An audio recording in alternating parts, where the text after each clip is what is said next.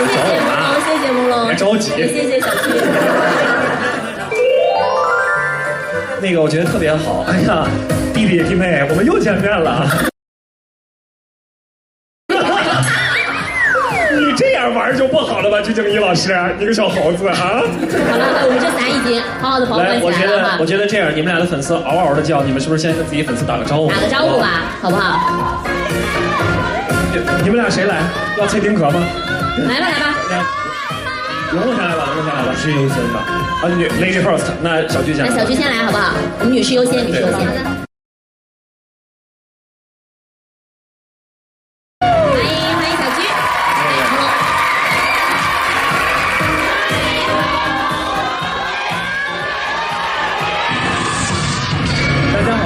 是于朦胧，我在《新白娘子传奇》中饰演许仙。我刚才在找人，你在找谁？我找我妈。你别着急啊，你妈还不像你妈在呢。就是你看这个许仙还是非常想妈妈的。对对对，一会儿会有机会，我们会请到老师来到台上，好好的跟大家聊一聊，好不好？我知道现场刚刚说来了特别多的粉丝朋友嘛，但有一些小伙伴可能没有办法来到现场，所以要特别感谢爱奇艺娱乐独家视频直播，让小伙伴通过网络直播也能够看到我们现场这样一个很精彩的活动，谢谢啦。是的，其实我们刚才说薪火相传，薪火相传，龙龙一上来就在找妈妈，其实是对的，就是他找妈妈的，就是我要找丈母娘了，你知道吗？所以我们今天其实现场也是来了2位神秘嘉宾。是的，是的，我们今天非常荣幸的有请到了我们的2位前辈，就是92版《新白娘子传奇》中扮演许仙的叶童老师和扮演小青的陈美琪老师。请2位，对，有请2位。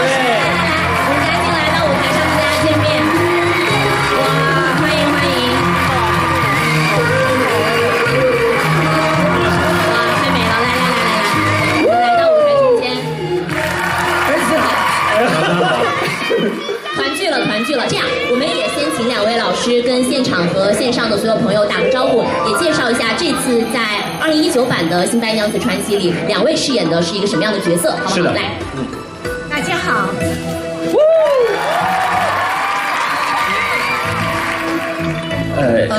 讲完了，那到我了。大家好，我是叶童，谢谢。我在戏里面呢，其实我演的不是一个角色，我其实根本就不存在，对吗？我只是在你的梦境里面，在你们的幻想回忆里面，其实我根本就不存在。所以我特别尴尬的是，我这个戏从来没见过丈母娘。所以戏里2位可能没有能团聚，对不对？那其实现场也算是团聚了一把。对。去年好像是小白施了个法，带着许仙回去见了一下。对。其实我们碰面的那一段也挺难过的，因为他怀着一个心情来看他的母亲，可是对我来说，他是一个很帅的陌生人。是。对，还有一个很美丽的美女在一个下雪的一个场。对，那个我。那问一下美琪老师好了，美琪老师刚刚是跟大家打了个招呼嘛，能不能也跟我们透露一下，这次在我们2019版的《新白娘子传奇》当中，美琪老师饰演的是一个什么样的角色呢？我演的是玉芙蓉，是新版小青的妈妈。对，是1000年前另外一个特别美丽的，还是一条蛇，对。是神仙，是个神仙。然后最后，我们这个戏里请大家到时候准时观看，里头有一个东海龙王的角色附了玉芙蓉，然后我们导演给他起了个名儿叫渣龙，就是特别渣的一条龙。对。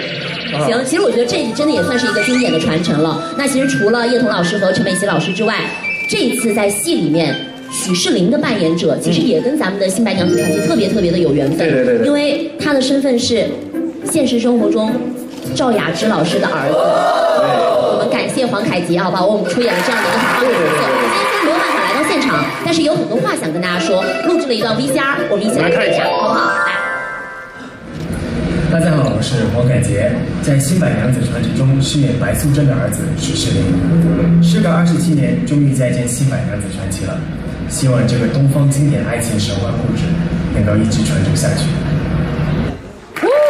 谢谢凯杰。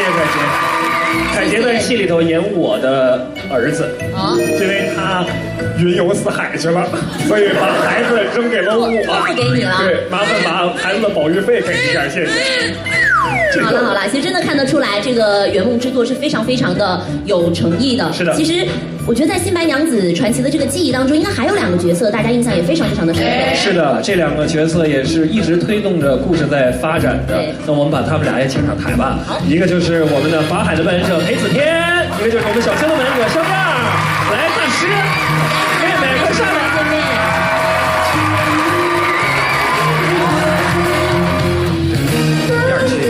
找妈妈。OK， 来，我们也先跟大家打个招呼，好不好？对。小青先吧，女士优先。大家好，我是萧燕，在电视剧《新白娘子传奇》中饰演的是小霸王小青。大家好。对。来吧，大师。大家好，我是裴子天，在新版的《新白娘子传奇》里面饰演的是大师法海。不要。我真说实话，当裴子天有头发站在我身边的时候，我有点认不出来他是谁。有点没认出来是吧？因为裴子天平常在我身边都是刮着光头的。对。好，那这样我们刚刚其实跟主创团队聊了很多，既然主演也已经来到了舞台上，接下来我们也分别跟他们来聊一聊。好。那我觉得从朦胧开始吧，好不好？好。我觉得是这样啊，朦胧在戏里基本上咱俩都粘在一起。所以我要问你接下来的几个问题，你不要出意料。首先，我想问你是怎么评价许仙这个角色的？最经典的许仙的角色在这里，我怎么评价呢？就是你这一版，评价我，对，你这一版。我其实演的时候压力特别大，然后就跟导演商量，然后导演是一个特别温柔的人，他就会给我很多建议，是，然后就让我稍微活泼一点，然后俏皮一点，对，俏皮一点，对。然后姐夫也在片场不停地逗我，让我生动一点，对。然后就是一个全新版本的许仙。是的，而且我觉得咱们这一批能演白蛇的人都非常幸福，因为我们说站在巨人的肩膀上前行是省力的，而我们前面的各位前辈在塑造《新白娘子传奇》这个戏的时候，无非就是巨人，对吗？王老师。那么还有就是，你认为许仙这个角色身上最大的魅力是什么呢？魅力，专情、勇敢，OK， 很有担当。对。那么你为这一版的许仙做了哪些努力呢？努力，我觉得这是缘分吧，就从小就不停地在看，从小一直在看，真的，然后在能接这个戏之前，然后也去重新复习了。是的，好像咱们每个演员都复习了一下，因为太经典了，对，太经典，无法逾越。而且我觉得，其实这个地方我可以代表我们所有演员说一个，就是当我们每一个人接到《新白娘子传奇》这个戏的时候，我们真的都是莫大的幸福，因为可以把我们幼年童年的时候的那个电视影像搬到我们自己身上，那其实是一种莫大的殊荣。所以在这儿还是要感谢前辈，谢谢各位老师，谢谢叶童老师，谢谢美思老师。那接下来我要问一下我们白娘子的扮演者，这样吧，我觉得，因为其实介绍角色的同时要帮大家理清楚人物关系嘛，我觉得按照戏里的人物关系，我们来调整一下站位，好不好？可以。让我们许仙白娘子来聚首一下吧，好不好？许仙白娘子站在一起。对，你们2个站在一起。来，我们站朦胧旁边，好不好？对，就这么站，干得漂亮。我觉得这个帮大家也更好的梳理一下我们戏里这个角色与角色之间的关系。是。好啦，那问一下我们小居，你觉得这次饰演的是白娘子吗？白娘子这个角色最打动你的地方是哪里？首先，这个角色她实在是太经典了，然后我觉得她对我来说是一个超级完美的女性，而且我觉得，尤其是在感情上也是一个模范。是的，对，在我心目中是这样。因为前2天我们还在开玩笑，说碰上像白素贞这样的媳妇儿就娶了吧。想想长得漂亮，会法术，能挣钱，夏天在一起睡还不热，这是多好的一个媳妇儿，对不对？OK， 所以其实这个角色也是有他的魅力点，吸引了我们的小居来进行这样的演绎。那刚刚其实我们也听到了小居演唱的这个《千年等一回》嘛，是的。其实之前小居就有翻唱过，但这次特别高兴拥有了属于自己的版本，跟之前的版本有什么不太一样吗？有没有什么可以跟大家分享的？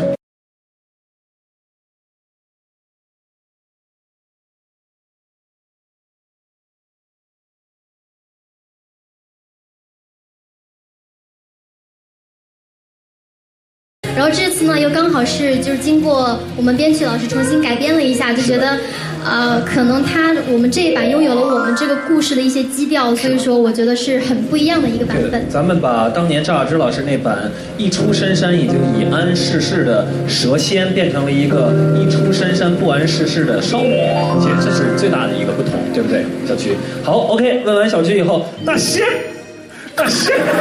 为什么我跟大师关系这么好呢？是因为我在这个戏里一开始片方跟我说，就是戴戴姐还有赤导说，李林你来演吧，你是法力最高强的人类，武功最好。后来我发现这里头谁的武功都比我好，你知道吧？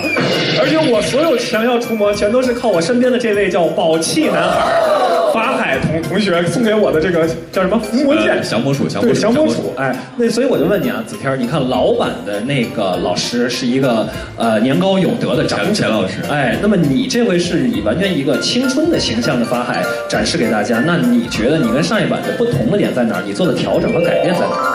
我觉得这版本的法海嘛，就是其实他从第一集里，其实就是他师傅交给他的任务，说，你已经在庙里面修炼很长时间了，你要应该去下山，对，去那个人世间看一看，然后实现一下，对，其实也就是一个实习生一样，对，然后他很多东西都没有见过，包括妖怪啊，他本身可能。因为我觉得加了一些人性的东西在里面，他会去揣摩说，哎，师傅以前跟我说妖好像都是坏的，印象中妖是坏的，但是为什么这个妖在做好事，然后他却是个好人呢？我觉得就是加了一些很人性化的东西在里面，是这样的，不是一味的固执啊那种。你现在其实一开始是个见习大师，对，实习生等级很低，后来被白蛇许仙还有青蛇启发了完了，变成一个完美的大师。对，他们像打副本一样升级。对。好 ，OK， 谢谢子天。好，那接下来我们要跟肖燕来聊一聊了，好不好？这次饰演了新版的小青这样的一个角色，你觉得小青这个角色最大的特点是什么？我觉得小青这个角色最大的特点就是她的仗义，就是大家其实应该都是知道的仗义，对。然后因为当时就是我第一次见陈美琪老师的时候，他就有跟我讲说，就是大家观众为什么会喜欢小青呢？其实就是因为她很护着姐姐，她很仗义，这一点其实是现代人就是很重视的一个闺蜜情，对，这是她的一个最大的一个特点。这个是很仗义，也得到了我们陈美琪老师的点赞哈，说对，说的没错，特别仗义，特别受到大家喜欢的一个角色，闺蜜之间的感情。但听说这次新版小青她自己本人的感情线也更加丰富了一些，是有这么回事吗？其实是，就是无论是在张玉堂上面，还是说跟我的娘亲陈美琪老师上面，还是说就是她的四鬼上面，其实她的感情都会更深刻、更丰富。然后，但是具体呢，就是你们明天等到4月3号，然后爱奇艺等你们卖个关子卖个小关子，给咱们卖个小关子。我看到就是小青跟这次新版小青的妈妈站在一起，觉得画面特别甜，我就特别想让许仙跟许仙的妈妈也重聚一下，好不好？这样。我们小七跟那个叶老师换个位置就行。我们这样，我们朦胧到中间来，我们正好一边是自己心爱的人，一边是心爱的妈妈，一边是娘，这个画面就唯美了，好不好？为什么我没有妈妈？对，你有大师就行。你们不要乱，我们在剧组的时候已经无数次讨论过这个问题了，就是许仙也找到了妈，小青也找到了妈，法海有师傅，白蛇的亲人在哪里？没关系，除了粉丝以外，还有姐姐跟姐夫啊。是，有很多的亲人在关心、在爱护，对不对？然后接下来就是要问一下我心目中的大女神叶童老师了。前2天我看网上写了一个东西啊，把我乐坏了。他们说叶童老师关于《新白娘子传奇》是一个神一般的存在。92版的时候演了许仙，还演了许仕林。在19版的《新白娘子传奇》里又演了许仙的妈，等于老中青3代让您给演了。就是这个是3代同堂，这3代同堂集于一身，所以您自己对这个事儿有什么看法吗？我想，我们其实我想我跟美琪都一样，已经成了白蛇家族。是的，反正就是一家人对，跟新白有关的东西都会很自然想起我。是的，经典。所以对我来说，《白蛇传》的确是一个非常美丽的一个故事，然后大家都很喜欢。那么，如果这个戏让大家想起我们，然后要我们去参与的话，我觉得也很荣幸，也很开心。那大家都知道，尤其是在我们演员业内都知道，谢彤老师是一个非常非常厉害的演员，能够塑造不同的。什么厉害？哦，您想想您演过多少的角色？不厉害的。但是就是作为一个大前辈，也是这一版许仙的妈妈，上一版许仙的扮演者，您对朦胧这回的表演有什么期许吗？或者说期望有吗？期望。对对对。期许。对。像你们一直说，就是看了之前我们92版的，然后都会有很大的压力。其实我第一天碰到他们，我就说不要有压力，做自己。哦，对，那天中午您来看班。对。因为可能从前看过92版的观众们，的确会有他们的一定的那些想法在里面。可是也有很多新的观众，所以根本就不必去考虑说会不会比较不讨好，因为根本就是两出戏嘛。是。那么大家可以看到站在我旁边的许仙，不用说，就是一个字，帅。然后旁边的淑珍也不用多说，就是白。对，你是白蛇。四川白蛇。四川白，对，你是正经的四川白蛇。正经四川白蛇。对。好了，我觉得特别和谐，特别有爱。其实那说到这儿，我也想问问我们这个白蛇家族的另一位代表人物了。对。是，就是我。美琪老师，美琪老师也是之前饰演的小青，给大家留下了特别深刻的印象。那这次又饰演小青的妈妈嘛，有什么样不一样的感觉？我就觉得，现代版的不现代版，新版的小青比原来版的小青幸福多了。你看她跟男朋友分手了，还可以叫妈妈去倾诉。对。当时我就没有，您只能偷偷的哭。真的是没有，还要给姐姐教训，还要我跟她分手，然后我就写一个望字心中绕，前情尽勾销。多可怜了！我还记得有一段台词，真的是很揪心哦，就说就是张玉堂都忘了嘛，然后他真的把所有事情都忘了，可是我还记着，但是偏要假装忘记，那一段是很揪心。没有这一段。讲到这一段的时候，就是我内心也会有一点点小酸楚这个场景。有一些酸楚，有一些难过，真的时隔这么多年，还是留下了这么深刻的印象。我觉得真的经典不是经典，对不对？是。那这次知道两位之间也有很多的对手戏嘛，所以也一样问一下美琪老师，对我们萧燕的这个新版小青的饰演，您有什么样的期许吗？她的气质就多了一份小霸王。我呢，当时演的时候就是有一个原则，可以为姐姐牺牲，很有仗义的，抱打不平的，所以是有一点点分别。但是你加了那个小霸王，好像更活、更灵活。所以那我们美琪老师现场会有传授给你一些小的经验之类的吗？对，就是美琪老师会跟我说，就像我刚才说的，很重要的一点，其实就是仗义。一直护着姐姐，然后呢，还有就是小青这个人，其实他就很真实，然后很率真。我相信这也是就是很多人会喜欢的一些就是性格一些地方。对，因为我也有想过，为什么这么久，这么多年观众都这么喜欢小青？其实就是因为一个缘故，很多女孩子心目中都想有一个闺蜜，就像小青一样那么仗义。有什么事情可以跟她说，开心的、不开心的，有人分享，有人分担，而且她愿意为姐夫、为姐姐去牺牲。是的，所以很难得，因为现在社会上很难找到，所以那是每一个人的梦。我现在也在做梦，你老公也这么想。你看你这么说，哇塞，我真的觉得聊完这一波，真的感觉特别的和谐，特别美好，有种回忆杀那种很幸福的感觉。因为我觉得萧燕儿其实是我们这几个小朋友里面，真的是性格最豪爽，而且真的在现场最讲义气的一个小朋友。小霸王。小霸王。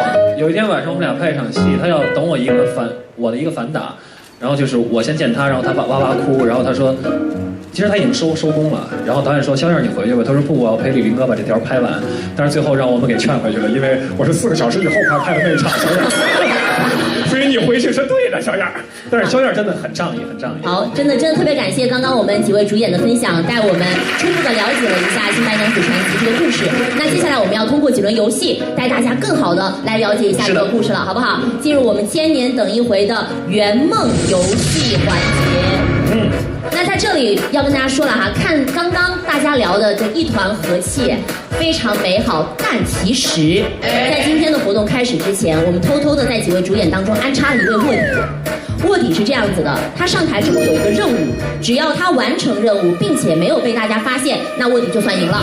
那如果卧底被猜出了身份的话，其他嘉宾即为获胜。所以待会儿大家在玩游戏的过程中可以观察一下，说，谁会是这个游戏里的卧底呢？如果被猜出来，卧底是要接受惩罚的哦。反正是这样啊，我平常在剧组不是个挑事儿的人，但是今天我得挑事儿。反正你们里头，群众里头有坏人啊，同志们，我跟你们说啊，有一个人是卧底，而且这个终极惩罚到时候。等着吧，好吧，来，那我们来几位就坐，来起来就坐，来起来。坐着两位。哦，他们好像特别善良的给我准备了个椅子，没有。对，离娘近一点。对。好的。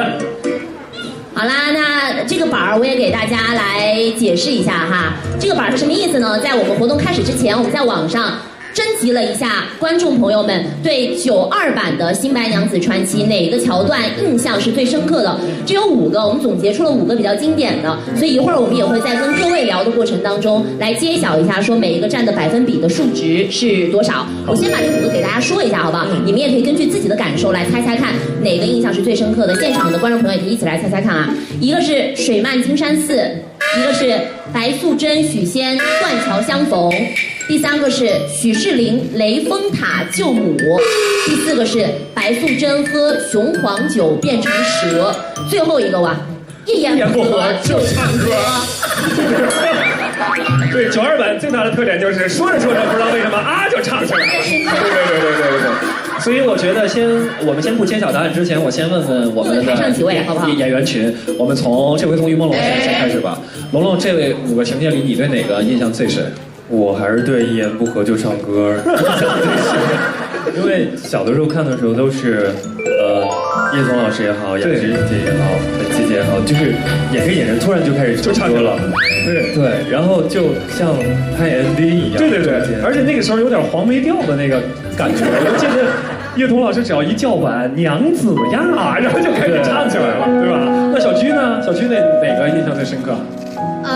我觉得应该是就是白素贞喝雄黄酒变成蛇，因为以前看电视那个蛇老大了，对，是拿布糊的，超大一条蛇，然后从那个门就出去，就从那个床里，对，那个蚊帐，从那个蚊帐就破蚊帐而出，还是挺吓人的。小军，我给你还原一下，就是叶童老师穿着一个水衣子一进屋说，哎，娘子呢？一挑那正帘，连个大背手就出来了，记得了。其实说到这儿，我也挺好奇的，因为我知道新版的这个《新白娘子传奇》当中，小居也有很多的造型嘛。你自己会对哪个造型印象比较深刻？开场吧。开场是一个什么样子的？因为其实我们定开场的造型的时候定了很多次，大家都是想要说以一个大家最满意、最完美的一个状态出现，对，所以开场的时候大家都虽然后面的衣服也很用心，但是开场真的是很用心。就是你从灵蛇谷出来那一块，对吧？预告片里是有的。我们现在预告片里已经有。大家有看到吗？对。美不美？好了，那么问完白蛇，问问青蛇吧。那个燕儿啊，你对这5个，那时候你还小，你还记得吗？我10岁左右吧，小朋友，来，那你说说你对哪个印象最深刻？我应该是许仕林雷峰塔救母吧。祭塔。对，因为可能很小，可能就比较懂事。那个时候看到那一幕的时候，就特别的感动。那个时候就特别的，就是懂得就哭了。对。就那时候，而且看这个桥段哭了好几回。对，然后你在喊我要妈妈，我的妈妈就来了。那大师呢？那我就是对我自己的那个金山寺吧。哦，水漫金山。对，我记得老板的那个水漫金山寺就是那个。赵雅芝老师就对着天放了一个招，然后就开始下雨，对，然后我就把我的袈裟往外一扔，然后就跟城墙开始就跟那个俄罗斯方块似的，对，没错，对。其实我觉得法海应该印象最深的是那一幕，反正我印象挺深的，就是许仙跟这个白素贞在那儿娘子，然后法海过来了，谁是你拿？对，这也是一个非常经典的拆散专家，然后白素贞就被关到塔里了。然后那美琪老师呢？美琪老师对这5个里面哪个印象比较深刻？在我自己个人来说，对，水漫金山。哦，那是您主打的一场戏。我主打惨了，我被那些虾兵蟹将，我不知道是谁耶，其中一个踢到了我鼻子。哦。哇，你知道踢到鼻子会掉眼泪，然后哇，好痛苦啊！哎呀，就当年在镇江拍这场的时候还受了伤是吧？哎呀，但是这个问题我觉得我就不用问我丈母娘，就是不用问叶童老师了，因为你看看水漫金山、断桥相遇、士林祭塔、素贞献情、一言不合就唱歌，这全是您干的呀？没有，其实我想要知道到底观众印象最深的是哪一类观众。那我们一个一个的来揭晓一下。哪类观众啊？喜欢唱歌的观众就会喜欢一言不合就唱歌，喜欢喝酒的可能就觉得那个变舌的有点害怕，万一就是酒喝多了，你的对手就会变样子。那我们今天必须要有下答案，知道印象对。那我们按顺序来看吧，好吧？第一个，水漫金山，来我来帮你一下。25%。然后第二个我们看一下，哎呦，这道具做的很用心啊，粘得如此之牢。我觉得真的太牢了吧？我们一个，那我先看下面这个好揭晓的，用数学的排除法，我就能算出上面那个。4%，这个19%，然后一言不合就唱歌，这个应该最多了吧？看看啊，41%，这肯定赢了。那我是这个，你是这个，是走你，哎，11%，果然一言不合就唱歌，这个看来爱音乐的观众朋友还是很多呀。对，主要是当年那些个歌啊，给大家的这个印象也是过于的深刻了，你知道吧？没错。那其实揭晓完了这些，也让我们想起了一波回忆嘛。刚刚其实朦胧一上场觉得说妈妈呢？我妈妈在哪？要不这样，我觉得既然现场朦胧跟妈妈都在，我们戏里面就是可能成年之后没有能够跟妈妈相认嘛，留下了一个遗憾。我们今天现场既然我们主题圆梦，我们也来圆一下这个梦，好不好？好啊。我们来看2位一起来跟我们演绎一个小片段。这个片段的主题是什么呢？我们看一下大屏幕吧，好吗？来，请看大屏幕啊，有一段词儿是吗？来，朦胧看一下，说娘，你还记得我吗？我是汉文呐。徐母摇了摇头。然后汉文说：“你还记得吗？小的时候，我衔着黄金饼油腻，你便在水中加了茶叶，饼里才有了茶香。”徐母说：“汉文，真的是你吗？”啊，算是一段相认的这样的一个剧情。那请我们叶童老师和朦胧一起来现场给我们演绎一下。好呀。我记得这一场戏，就是小孩子的时候，他不要吃饼，然后我就特别的把它改良了一下。啊，好嘞，来。来3，那我要在干嘛呢？我要不要在洗菜？这就是好演员。对，我要干嘛？好了，我在干嘛好嘞？洗脚。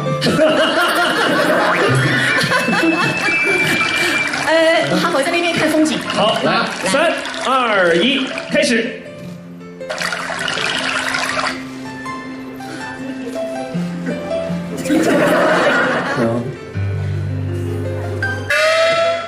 你还记得我吗？我是汉文。汉文？你还记得吗？小的时候，我嫌黄金饼油腻，你会在水里放茶叶，所以那个饼才有了茶香。汉文，真的是你？为什么你不吃油腻都能长那么大？哇！哎呀！哇！我觉得这个很厉害时刻。雨朦胧你要哭了，我的天哪！我听说今天朦胧是不是给叶童老师准备礼物了还？是。来，我们工作人员来，工作人员把礼物拿上来。哎呀，他给我拥抱啊！哎呀。哇！来，朦胧，你准备的礼物是哇，这是一束康乃馨。谢谢。朦胧知不知道？朦胧知不知道康乃馨的花语是什么？对的。那这样吧，咱们一起往前一步，我们合张照吧。来，然后母子合照，来，团聚的时刻。3、2、1，走。OK， 谢谢。两位可以落座了。我们工作人员也帮忙把这副康乃馨好好的保管起来。好的。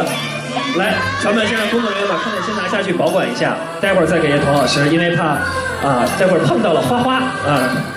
好啦，哇，我觉得这个画面特别美好。但是我这么看一看，我觉得还有2位，也在我的印象中非常的深刻。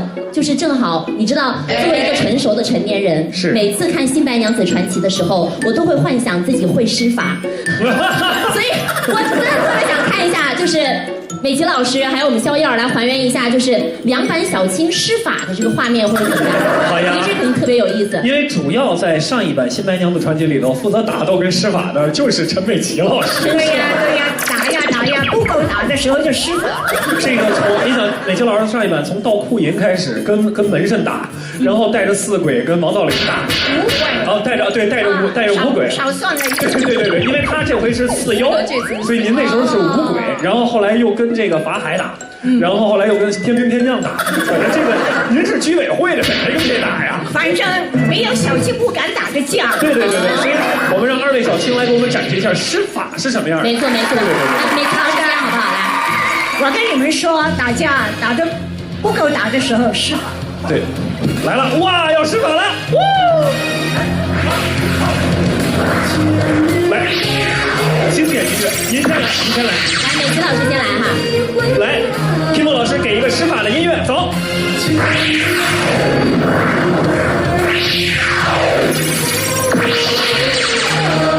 对，这是上一版小青叫脑电波增强施法。我还下雨，外面下雨了，出去看看外面是不是下雨。对，这时候就下雨了。此时此刻外面可能突然就开始下雨了。对，要不然就是门外让白符进来，这时候白符唰就出来了。对，那么我们看一下我们的新版小青肖燕是怎么施法的。来，听梦老师给个施法的音乐。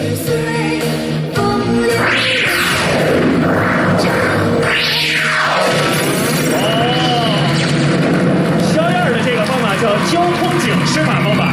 对吧？给大家指路是吧？对，肖燕施完法以后，就是他跟着他那4妖，就那4个大海鲜就出来了，对吧？哎，就是我们的这个乌龟宝、大钱、大鼓，还有阿罗。对，分别是海肠子精、海带精、海蛎子精和澳洲大龙虾精，是吧？我知道肖燕今天其实也特别用心，是的，给美琪老师也准备了一份礼物，对不对？来，我们有请工作人员把礼物拿上来。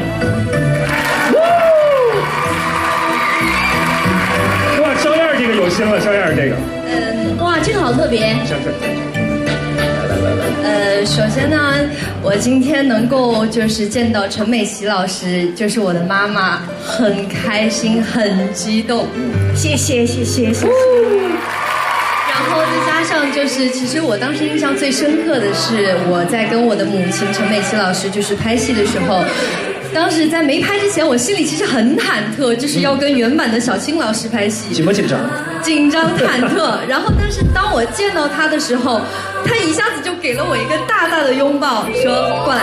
然后当时一下子就让我觉得，就是时光交错，感觉回到了当时就是拍《新白娘子传奇》的时候，特别的经典。然后一下子让我感觉特别的有代入感，感觉真的见到了自己的妈妈。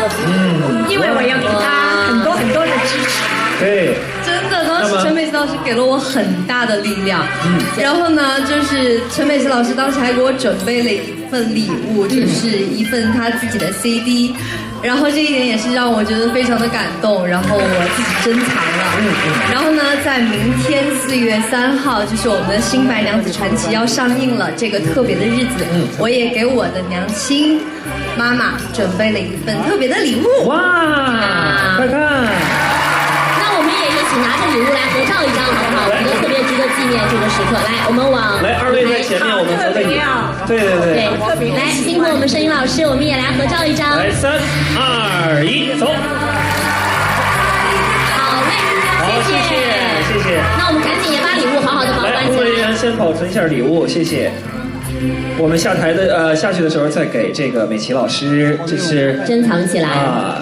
好，那我觉得聊完了前世，接下来的时间我们可以来谈一谈今生了，好不好？我们进入接下来下一个游戏环节，叫做今生大调查。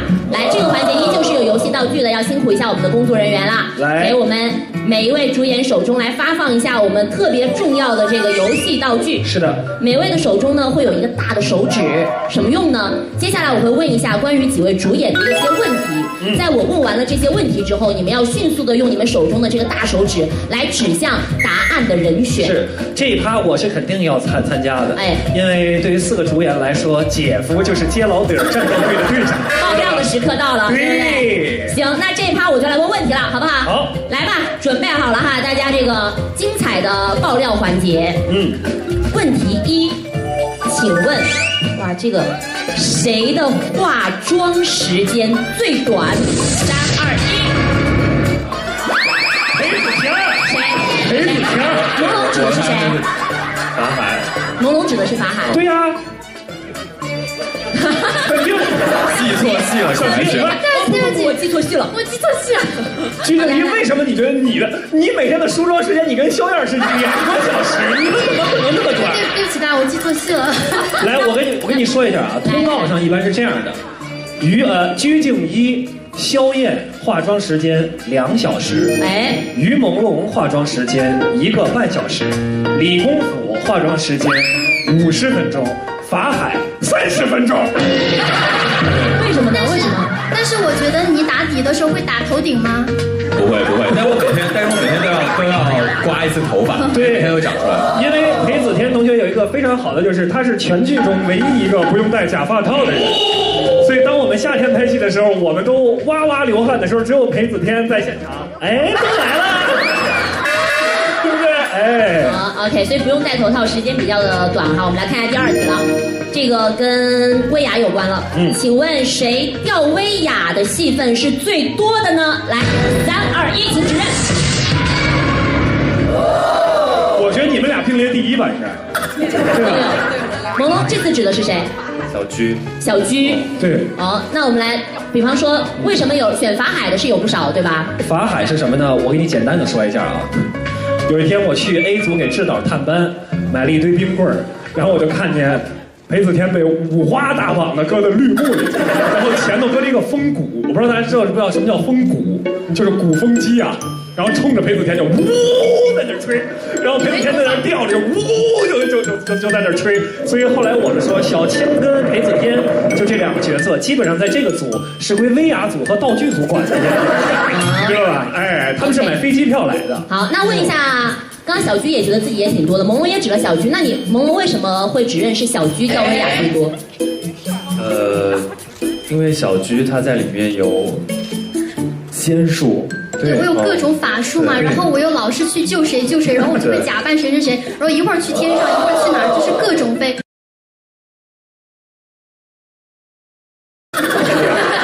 对，是去看月亮还是干嘛？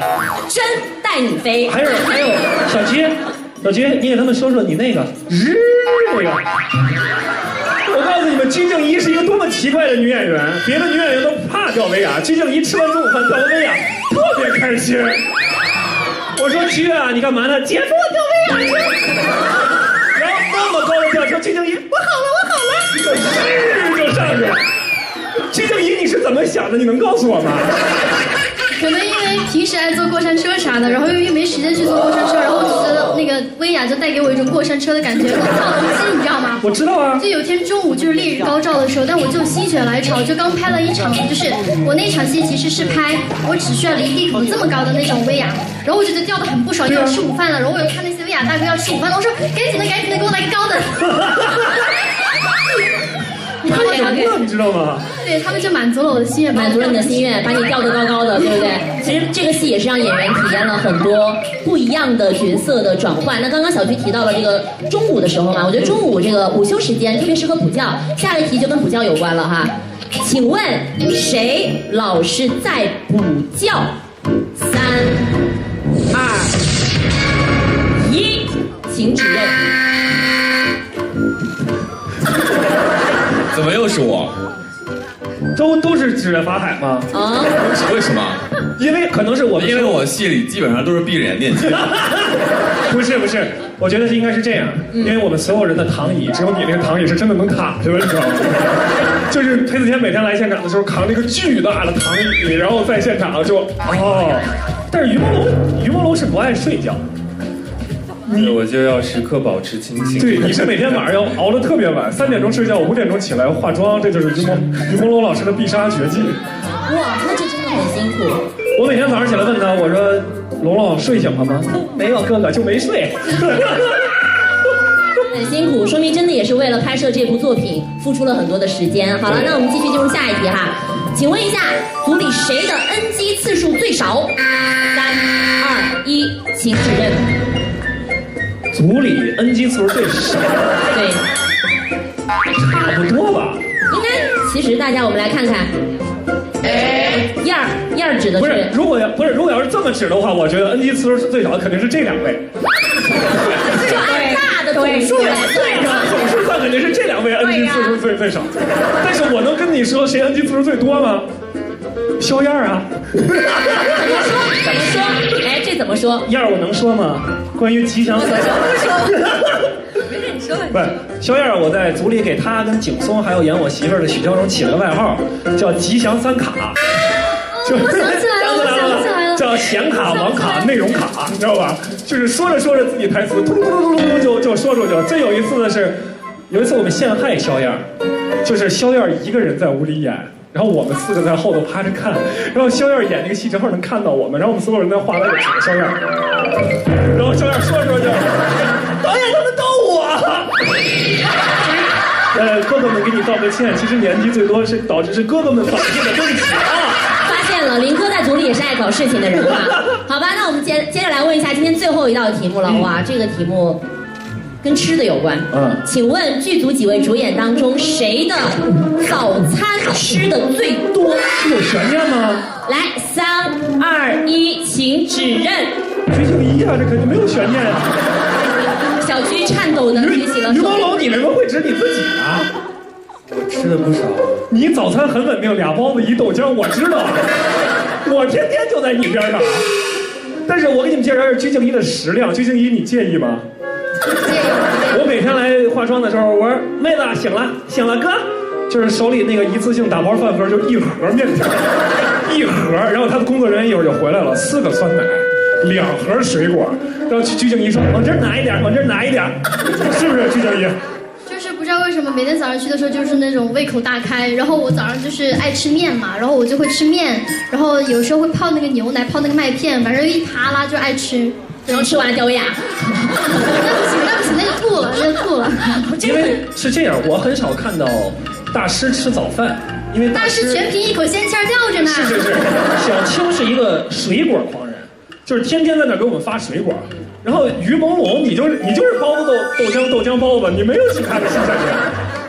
我不知道吃什么了呀？你每天早上起来，大鹏给你买2包子，给你买杯豆浆，顺便给我带1杯。你每天不就这样？我发现了，林哥，你这还是后勤组的，你不仅爱搞事儿，还是后勤组。不仅是这样，这是我们导演经常会在现场问一句话，这是场记跟我说的，说姐夫今天来吗？说来呀。那今天姐夫来了，伙食标准就有所提升。因为每次姐夫来的时候都会给我们带零食、带水果。我这个于朦胧的助理问我一问题，说林哥呀，这个戏你买水果花好几万了吧？但是我很羡慕哎，小鞠吃这么多，很瘦啊。是这样，现在网上有一种说法，说闺蜜之间能一把把这个小腰给搂住。虽然你跟小鞠不是闺蜜，但我给你个机会，你试试你能不能把她的腰一把搂住来记。搂住小鞠的腰，就是网上那 A4 腰，现在是白蛇腰呗。对，可以吗，小鞠？台上，这样我给你们 P 图的机会，好吧？我的脸就在这儿，待会儿你们可以把自己的脸随意的往上劈，好不好？开放劈图啊！来。哎呦我天，你还得杀一杀腰带，还给自己的腰带，看一下白蛇腰有多细，好不好？我定格了啊，你们随意劈图啊，来吧。哎呦我去！我是我们家出了名的手短，没有想到这都能行。以前古人说呀，说楚王好细腰，后宫多饿死。鞠婧祎你也没饿死，你能吃那么多，你腰那么细呢？真是，我真的是。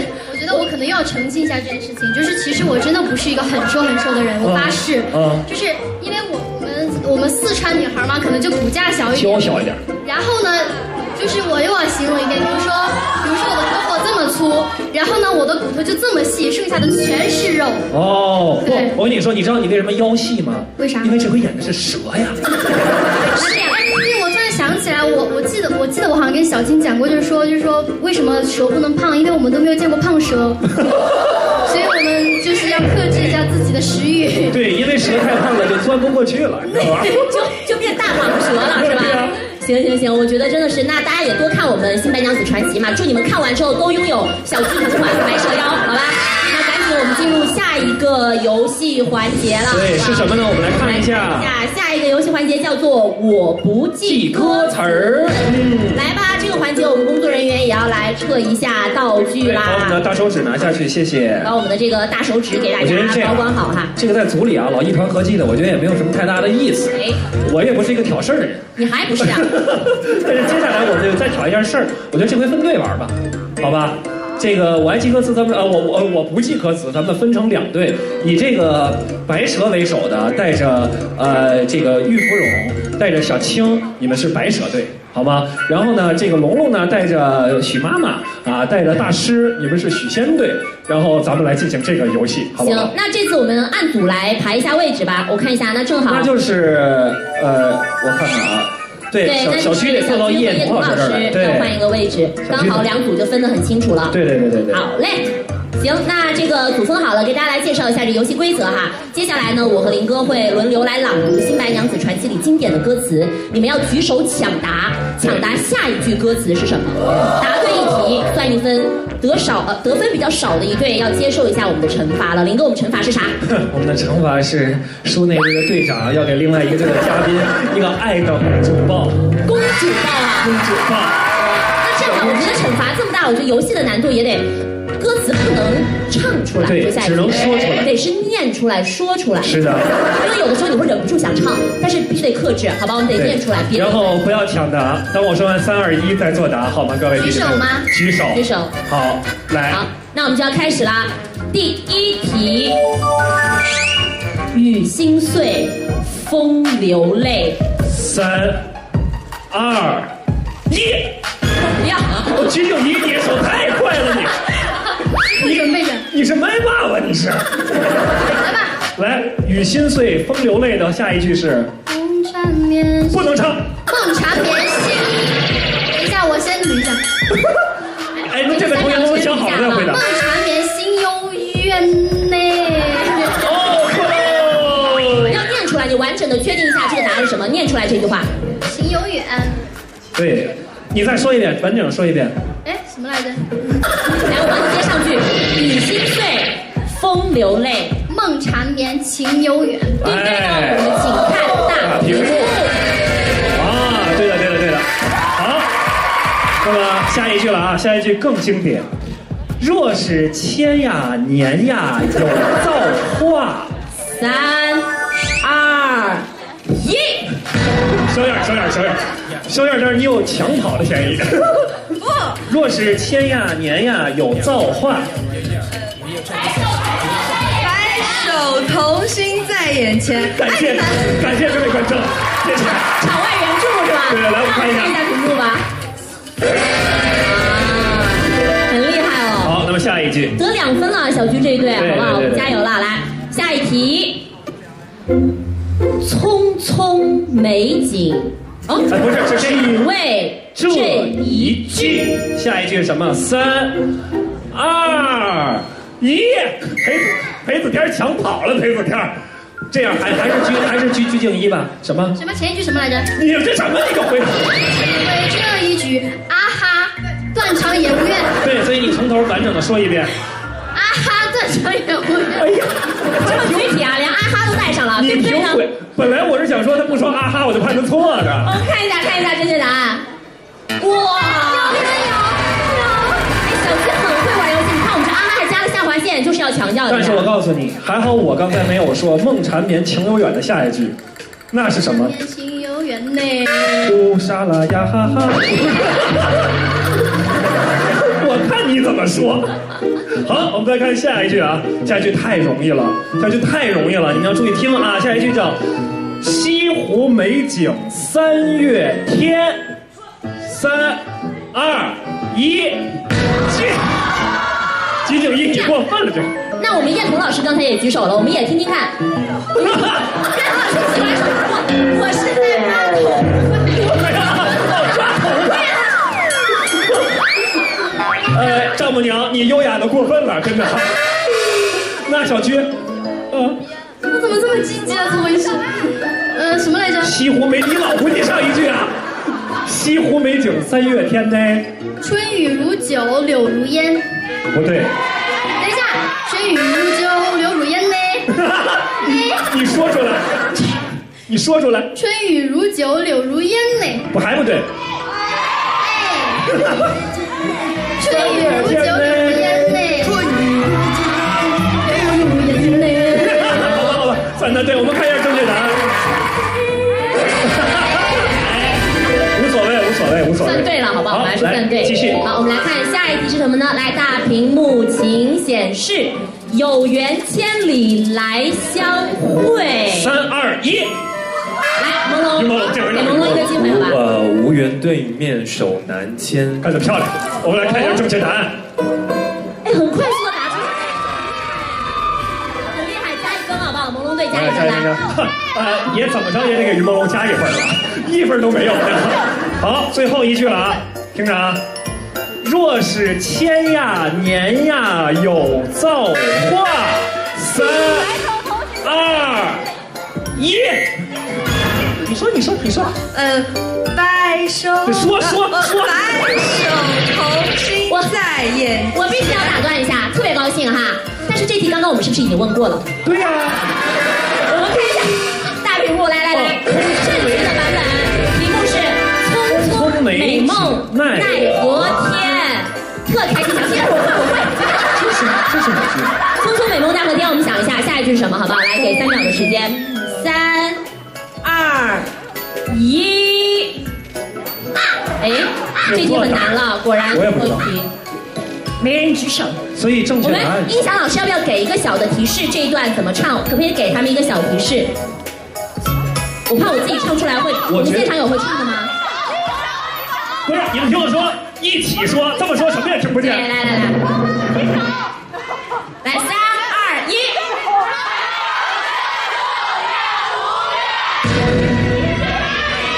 我要听清楚了，我是茄子。那没事，这题确实难，好不好？我们来看一下正确答案吧。对，正确答案是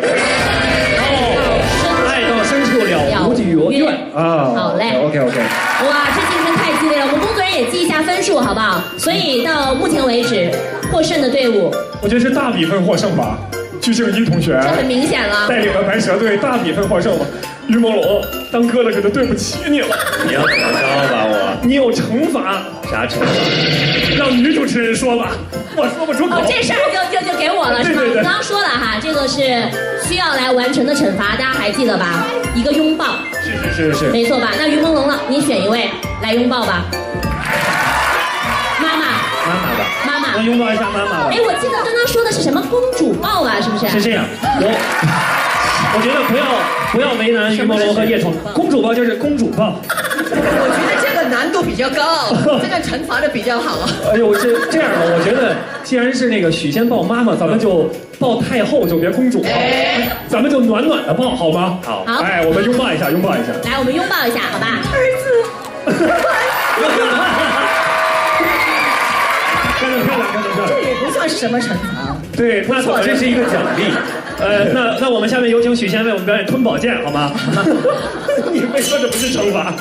好了，我觉得今天也是在现场粉丝朋友的帮助下，大家也很好的完成了这个游戏。我觉得输赢不重要嘛，重要的是大家一起来享受这游戏的过程，对不对？那最后我们进入下一个游戏环节了，我们叫做大家来找茬儿。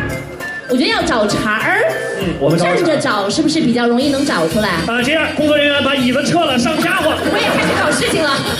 好了，来，是这样的哈，我们这一轮呢，专门从剧组里给大家带来了4套非常精美的戏服，对，分别是咱们2边站吧，好不好？对，我们可以稍稍给我们这个来，我们来到舞台旁边一点点。给我给带着进去。我们把小居的外套帮他收一下哈。好，来，我们这几套精美的戏服分别是许仙、白素贞、小青和法海的服装。但是我不知道大家有没有发现，我们在穿戴戏服的时候，每套衣服都做了一些错误的穿戴，所以这一轮就是要考考大家，能不能够看出来每一套衣服分别哪里穿戴是错误的呢？哎呀，我看到这些个戏服啊，知道你有没有无数个噩梦？又看到这套衣服，开始了吗？叶童老师已经看出来了是吧？开始了吗？可以。那叶童老师先说。叶童老师先说。叶童老师。这个不对，不可以这样，对吧？这个衬衫不应该对。从前没有纽扣，这衬衫也太时尚了吧？这个塑胶的。继续吗？继续。对，衬衫没错，这是第一处错误。那么第2个是什么？叶童老师能看出来吗？这个好像还好。这个小刀不对吧？他如果是他是许仙吗？还是法海呢？他是许仙。许仙啊？对。那这就不对了吧？找出了一处。找出了。小娟会动吧？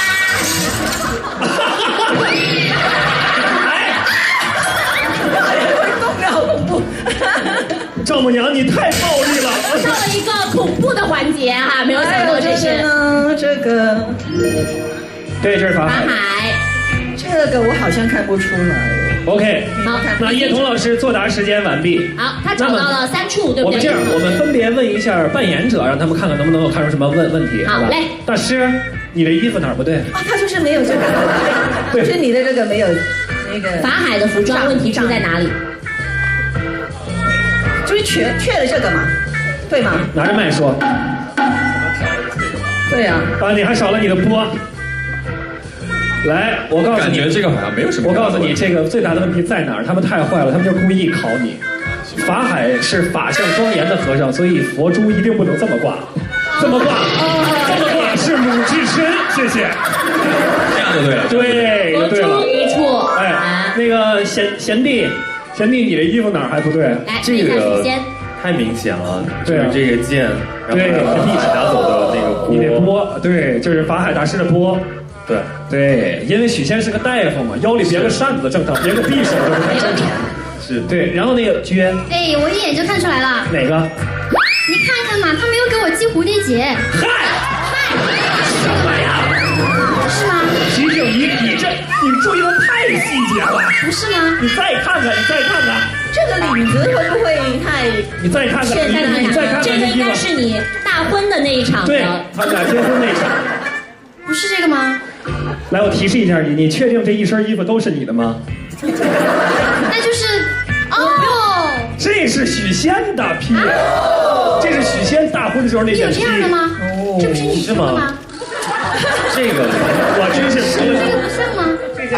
这件大披是你们俩拜堂那天你的那个红披，这不是小居的红披。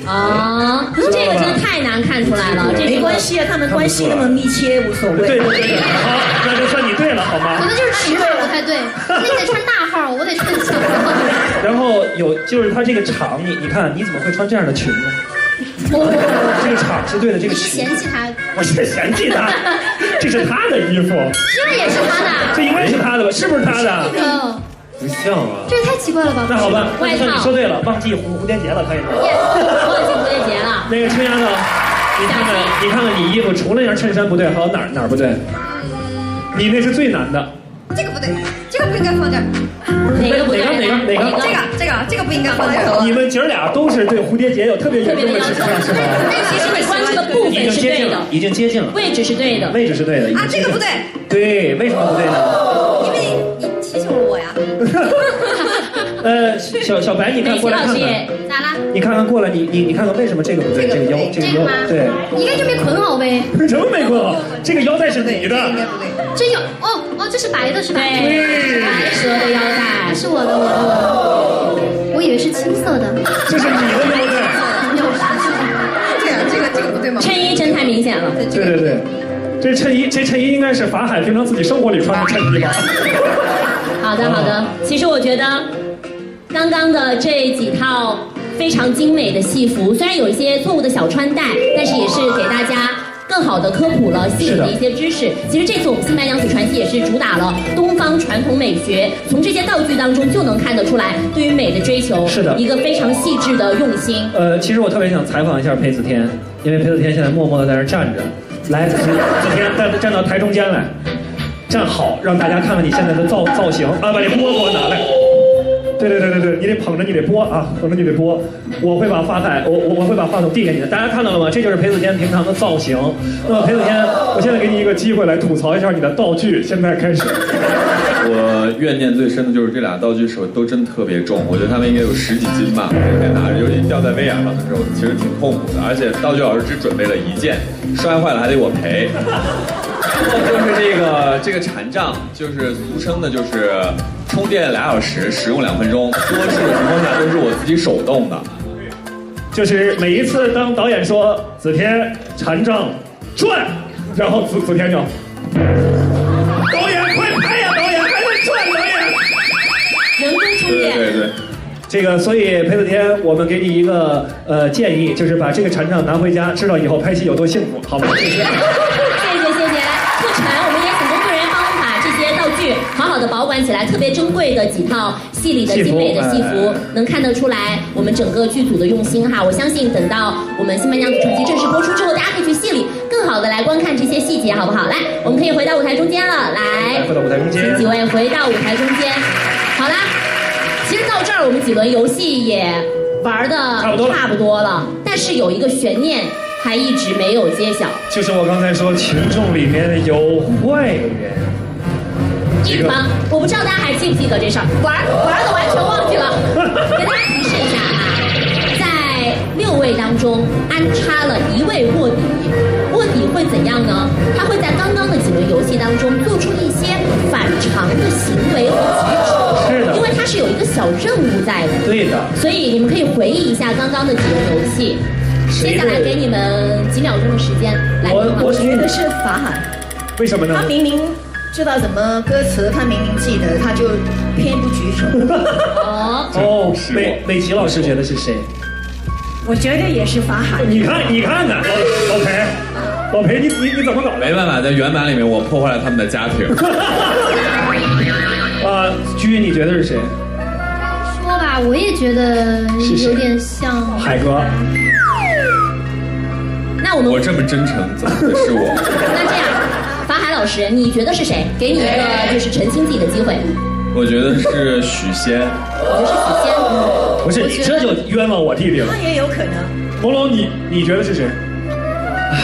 我觉得是妈妈，因为其实叶童老师演原版的戏，应该对里面的歌曲很了解，比较了解，但是刚才一句都没有答对，觉得很奇怪。然后要举手的时候，看出来了，对，要举手的时候就是叶童老师，你会吗？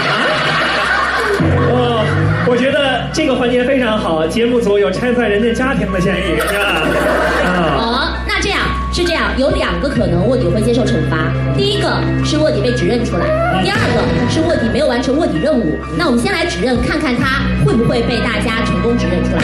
我倒数3秒，你们指向你们心目当中觉得的卧底，好吗？因为世界上真相只有一个。3、2、1，谁指认？子天指的是朦胧，小居是朦胧是叶童老师，美琪老师和叶童老师是法海，然后小青你指的是小居。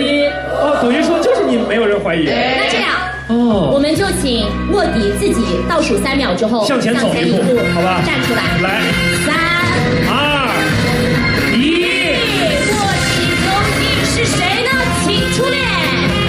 卧底出来，卧底你们出去。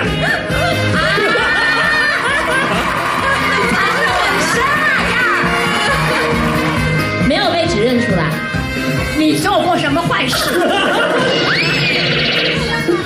这样啊？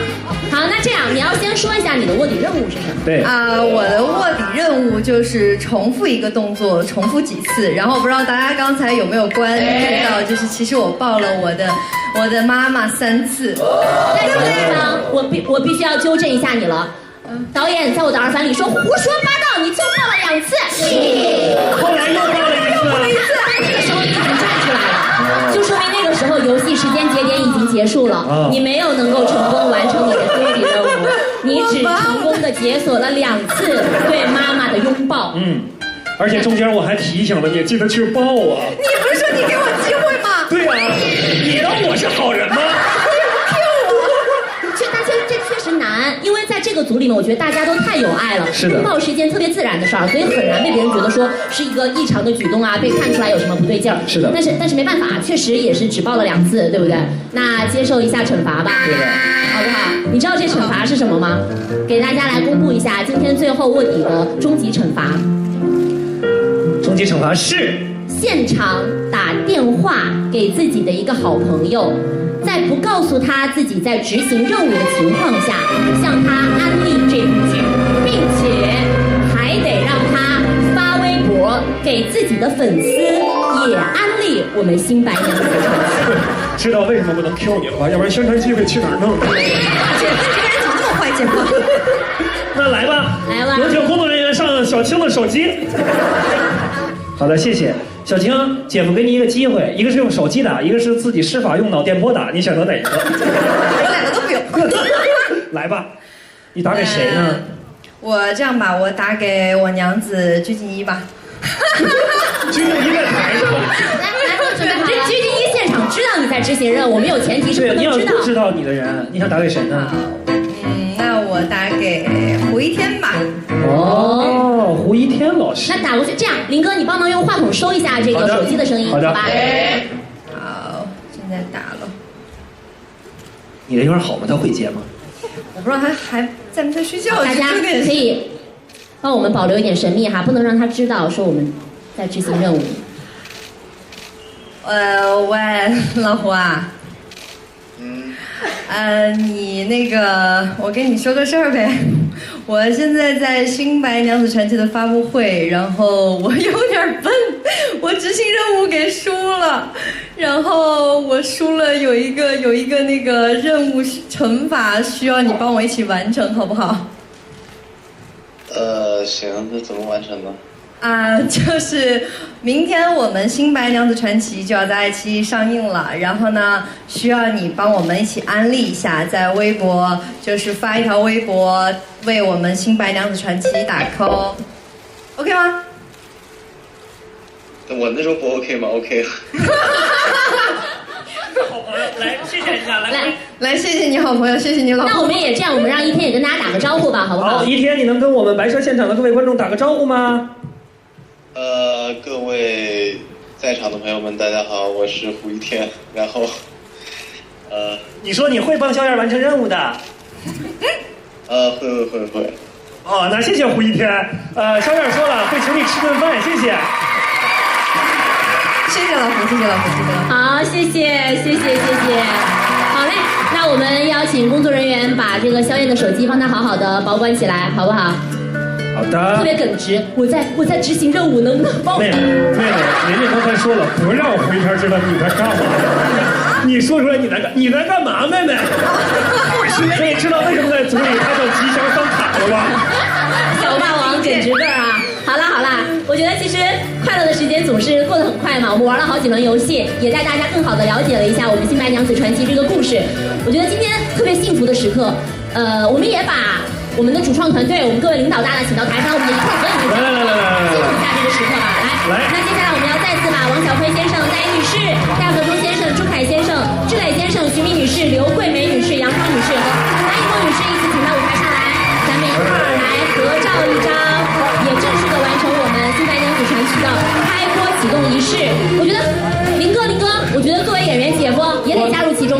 在他们当中，来给我个地儿，来。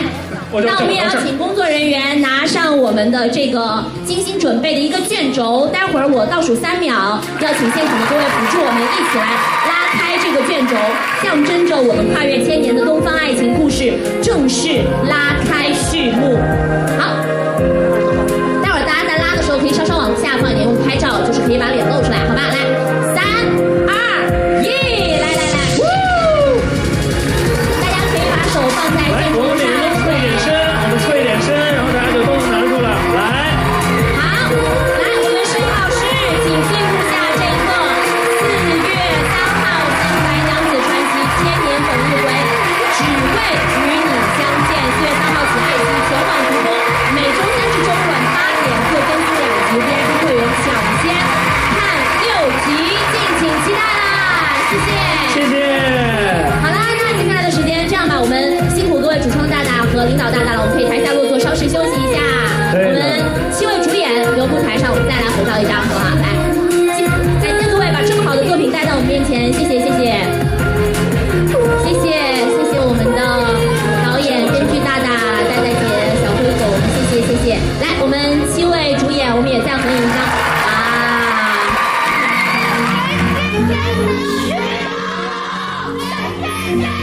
来，我们站得集中一点，然后照个相。来，我们再来一张，再次强调一下，明天也就是4月3号，《新白娘子传奇》将正式登陆爱奇艺全网独播，每周3至周五晚8点各更新2集。如果是你是 VIP 会员朋友，可以抢先看6集。好啦，好 ，OK， 谢谢各位亲人们，然后。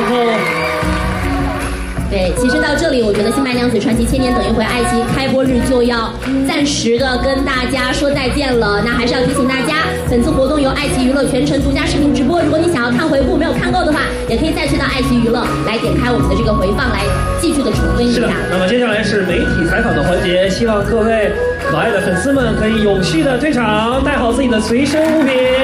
我们在爱奇艺见。